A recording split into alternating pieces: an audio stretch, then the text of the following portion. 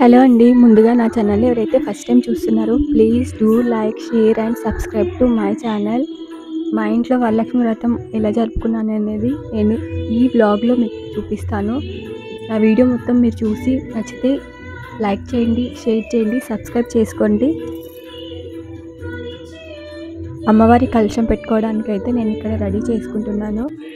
So, అమ్మవారి కలశం ఎలా పెట్టుకోవాలన్నది నేను వీడియో చేశాను. ఎవరైతే చూడలేదో వెళ్ళి అక్కడ చూసేయండి.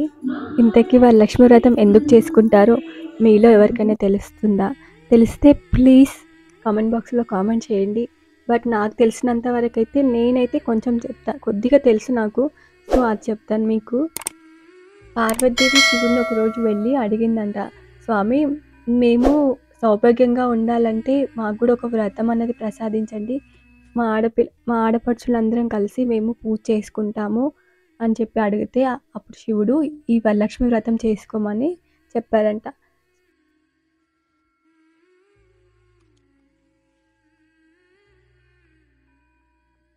చాలామంది ఈ వ్రతం పెళ్ళైన వాళ్ళే చేసుకోవాలి అని అంటారు. బట్ అట్లా ఏం లేదండి.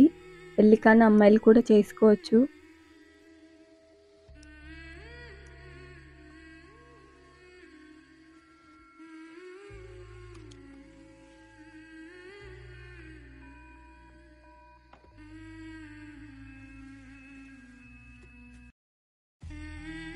నేనైతే అటు అత్తయ్య వాళ్ళ సైడ్ కానీ, ఇటు అమ్మ వాళ్ళ సైడ్ అయితే ఈ వ్రతం అయితే ఎవరు చేయరు.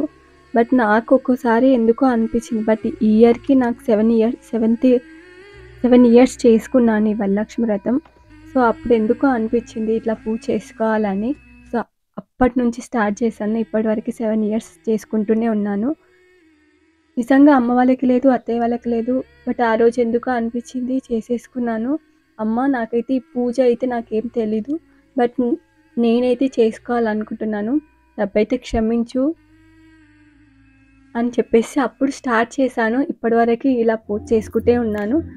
ఈ వరలక్ష్మి వ్రతం చేసుకోవడం వల్ల చాలా మంచి అయితే జరుగుతుంది. అందరూ ఈ వరలక్ష్మి వ్రతం చేసుకోండి. బట్ పెద్దగా చేసుకోవాలని అట్లా ఏం లేదండి. కొంచెం చిన్నగా మీకు తోచినంత చిన్నగా అమ్మవారిని పెట్టుకొని, కొన్ని ప్రసాదాలు చేసుకొని అమ్మవారిని పూజ చేసుకుంటే చాలు.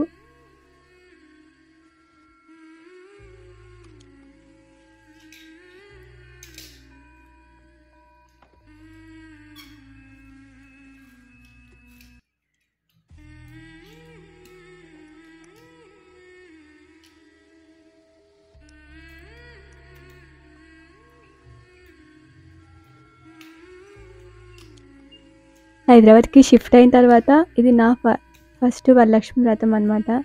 సో, నేనైతే అన్నీ ప్రిపేర్ చేసి పెట్టుకున్నాను. బట్ ఎవరొస్తారో లేరో తెలీదు. నేనైతే ప్రసాదాలు అన్నీ అయితే రెడీగా పెట్టుకున్నాను.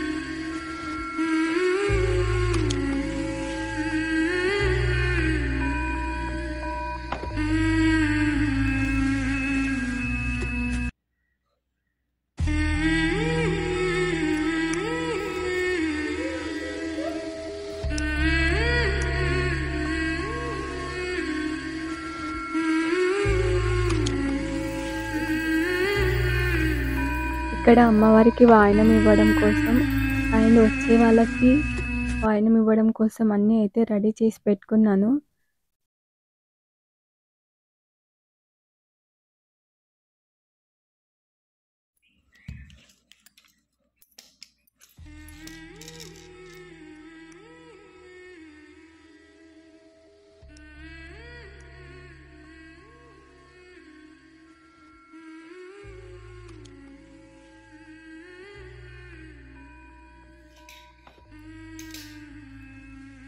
ఇంతకీ మీరు వరలక్ష్మి వ్రతం ఎలా చేసుకుంటారో ప్లీజ్ కామెంట్ బాక్స్‌లో కామెంట్ చేసేయండి. నేనైతే ఎవ్రీ ఇయర్ ఇలాగే చేసుకుంటాను. బట్ నా పూజలో ఏదైనా తప్పుంటే క్షమించండి. తర్వాత బాబు ఫస్ట్ వస్తాడు. తర్వాత పాప 4కి అట్లా వచ్చింది. వచ్చిన తర్వాత పాపను కూడా దండం పెట్టుకోమని చెప్తే ఇద్దరు కలిసి దండం పెట్టుకుంటున్నారు.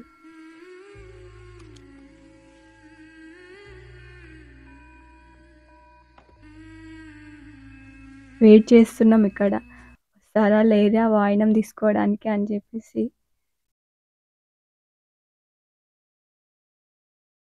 అంటే మనకు తెలిసిన ప్లేస్లో అయితే అంత టెన్షన్ ఉండదు. బట్ ఫస్ట్ టైం కదా ఇక్కడ హైదరాబాద్కి వచ్చిన తర్వాత అని చెప్పేసి కొంచెం టెన్షన్గానే ఉన్నది, వస్తారా లేదా అని. ఆంటీ మార్నింగే వచ్చిపోయింది. బట్ ఆంటీ వచ్చిన తర్వాత చాలా కొంచెం అయితే ధైర్యం వచ్చింది. వస్తారన్న కొంచెం కాన్ఫిడెంట్ అయితే వచ్చినాయి. తర్వాత వీళ్ళంతా ఈవినింగ్ టైంలో వచ్చారు. నిజంగా చెప్తున్నా, ఇక్కడ వీళ్ళు వచ్చారు కానీ నాకు వీళ్ళలో ఎవరూ తెలీదు. మార్నింగ్ ఇంతకు ముందుకు గ్రీన్ కలర్ శారీ చూపించాను కదా, ఆ ఆంటీ తెలుసు. ఇక్కడ కూర్చున్న వైట్ కలర్ డ్రెస్ అక్క తెలుసు తప్ప నాకు వీళ్ళలో ఎవరూ తెలీదు. ఈ ఆంటీ అయితే నిజం చెప్తున్నా, నాకు షాప్కి వెళ్ళేటప్పుడు కనిపించింది అనమాట. షాప్కి టెంకాయ తీసుకురావడానికి వెళ్ళినప్పుడు కనిపించింది. ఆంటీ నేను ఇట్లా వరలక్ష్మి వ్రతం చేసుకుంటున్నాను, వచ్చి వాయినం తీసుకోండి అని చెప్పేసి అడిగాను.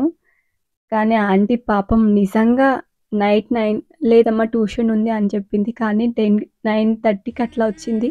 చాలా హ్యాపీగా అనిపించింది. సో నేను అట్లా పూజ చేసుకున్నాను. అయిన తర్వాత ఇది నెక్స్ట్ డే అనమాట. చాలామంది నైటే కలశం కదిలిస్తూ ఉంటారు. బట్ అట్లా ఎప్పుడు చేయొద్దు.